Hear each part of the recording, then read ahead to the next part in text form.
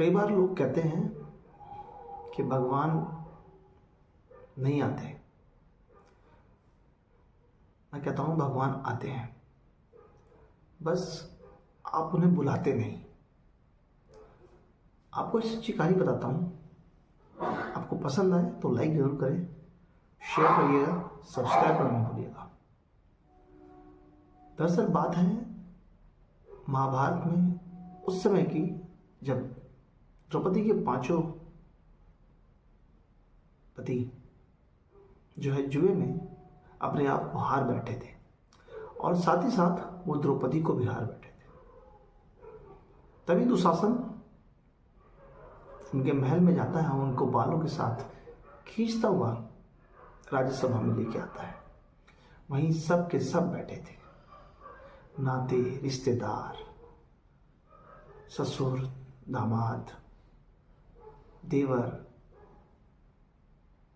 पति, बड़े बड़े महान योद्धा, पितामह भीष्म, गुरु द्रोणाचार्य, गुरुवर, राजा, सभी बैठे थे।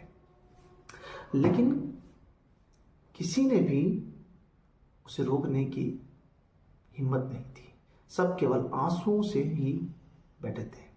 ये बात भी सही है दोस्तों कि जब आप पर मुसीबत आएगी तो आपका कोई भी अपना आपका साथ नहीं देगा। केवल वो आपकी बातों से मन हल्का कर सकते हैं, लेकिन जो साथ देना है वो नहीं दे सकता। वो केवल भगवान ही दे सकते हैं। वो इस कहानी में फिट बैठती है। बात सच है। कहते हैं जब द्रौपदी का चीरहरण हो रहा था, यानी जब उसकी साड़ी खींची जा रही थी, तो वो चीख चीख करके सभी सभा से हर एक व्यक्ति से विनती कर रही थी कि मेरी आप तो गुरुवर, द्रोणाचार्य से कहा उन्होंने कि गुरुवर आप तो मेरी रक्षा करें। गुरुवर भी कुछ न कर सके, केवल वो आंखों से अश्रु बहाते रहे।